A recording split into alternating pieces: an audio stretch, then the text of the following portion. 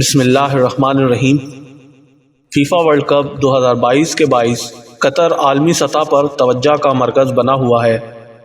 اور دنیا بھر کے شائقین کی نظریں اس عالمی یونٹ کے فٹ بال میچوں پر مرکوز ہیں۔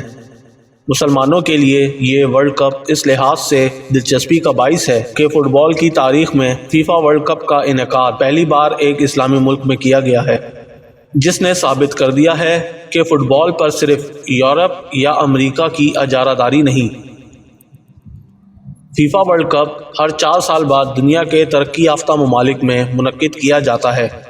گزشتہ فیفا ورلڈ کپ 2018 میں روس میں منعقد کیا گیا تھا، جس پر $17 ارب کے اخراجات آئے تھے، لیکن قطر میں ہونے والا فیفا ورلڈ کپ فٹ بال کی تاریخ کا مہنگا ترین یونٹ تصور کیا جا رہا ہے، جس پر $220 ارب کے اخراجات آئے ہیں اور فٹ بال میچز دیکھنے کے لیے 1.5 ملین غیر ملکی شائقین قطر کا رخ کر رہے ہیں، جبکہ دنیا کے 5 ارب سے زائد شائقین فٹ بال میچز کو براہ راست ٹی وی چینلز پر دیکھ رہے ہیں۔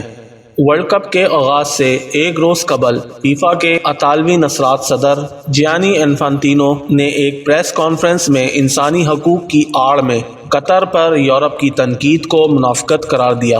اور کہا کہ دنیا کو اخلاقیات کا سبق دینے سے پہلے ہم یورپی گزشتہ 3000 برسوں سے جو کچھ کر رہے ہیں اس کے لیے ہمیں آئندہ 3000 برس تک معافی مانگنا چاہیے۔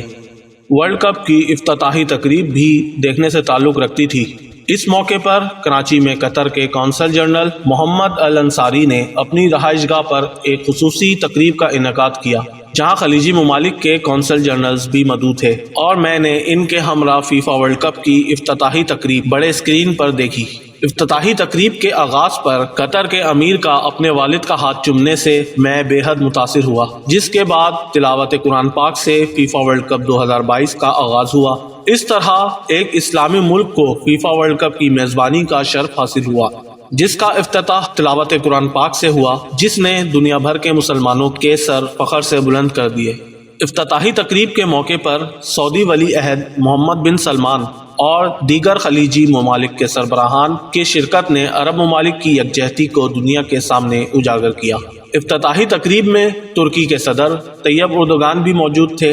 افتتاحی تقریب کا مغربی میڈیا کا بائیکاٹ اور براہ راست نشر نہ کرنا ان ممالک کی متعصبانہ پالیسی کا اندازہ لگایا جا سکتا ہے۔ 18 دسمبر تک جاری رہنے والے قطر فٹ بال ورلڈ کپ کے مجموعی طور پر 2.89 ملین ٹکٹس فروخت ہو چکے ہیں، جبکہ ورلڈ کپ میچ دیکھنے کے لیے 1.5 ملین غیر ملکی افراد قطر کا وزٹ کر رہے ہیں، جن کے قیام کے انتظامات کوئی آسان بات نہیں۔ ورلڈ کپ مسلمانوں کے لیے اس لحاظ سے بھی یادگار رہے گا کہ سعودی عرب نے اپنے افتتاحی میچ میں دنیا کی صف اول ٹیم ارجنٹینا کو شکست دے کر دنیا کو حیران کر دیا۔ اسی طرح موراکو نے بیلجیم اور کینیڈا کو شکست دے کر اپنے گروپ میں ٹاپ پوزیشن حاصل صف اول کی 16 ٹیموں میں جگہ بنائی۔ میں نے یہ دونوں میچز موراکو میں اپنے مراکن دوستوں کے ساتھ دیکھے، جس پر وہاں جشن کا سما تھا اور لوگ سڑکوں پر جشن مناتے نظر آئے۔ فٹ بال کھیل سے محبت مختلف ممالک کو یکجا کر دیتی ہے اور اس طرح مختلف ثقافتوں کے عوام بھی ایک ہو جاتے ہیں۔ گو کہ فٹ بال پاکستان کا قومی کھیل نہیں اور پاکستان میں کرکٹ اور ہاکی کو زیادہ اہمیت حاصل ہے، مگر قطر فٹ بال ورلڈ میں پاکستانی فٹ بال شائقین کی دلچسپی قابل دید ہے اور مقامی میڈیا بھی فٹ بال کو بہت زیادہ اہمیت دے رہا ہے، جس کی ایک وجہ اس عالمی یونٹ کا ایک اسلامی ملک میں منعقد ہونا ہے۔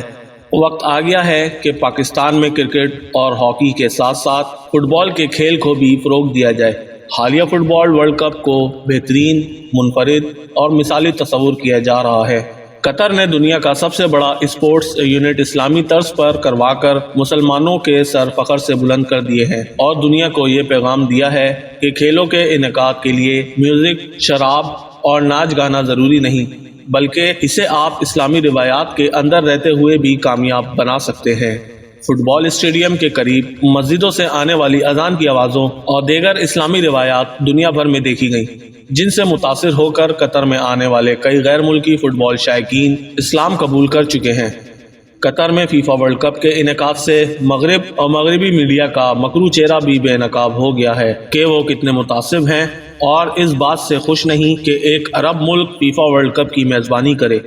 قطر کے اس پورے یونٹ میں اپنی تاریخ و ثقافت کی عکاسی جس خوبصورتی سے کی وہ پوری دنیا کے شائقین کے لیے دلچسپی کا باعث بنی اور تقریب کو یادگار بنا دیا۔ ورلڈ کپ کے منفرد اور بہترین انعقاد اور اسلامی اقدار کے فروغ پر قطر حکومت اور عوام یقیناً مبارکباد کے مستحق ہیں،